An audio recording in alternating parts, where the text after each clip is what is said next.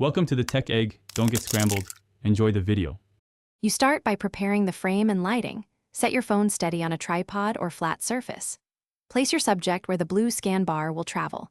Once aligned, launch time warp scan and press start. Move slowly into the frame or hold a pose as the bar approaches. This initial pass locks baseline pixels, so later motion creates the effect you want. Make sure to avoid sudden shadows and keep key elements inside the scan path for predictable results. Once you have a baseline capture, focus on timing. You move with the scan bar, not against it.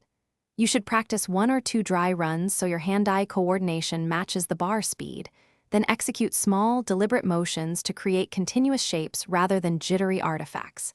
If you need to hide an object, slide it behind the advancing bar so it appears to vanish. If you want duplication, step in front, hold, then exit cleanly as the bar passes. You end the capture by stopping when the scan fully traverses the frame, then immediately review playback for continuity and timing.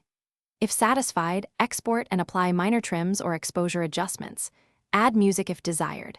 If you spot visual glitches, broken limbs, mismatched seams, retry with steadier lighting, slower motion, or a slightly different angle to change how pixels freeze.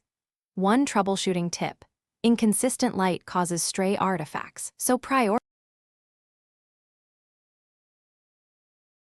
Thanks for watching. Consider subscribing if I helped unscramble your problems.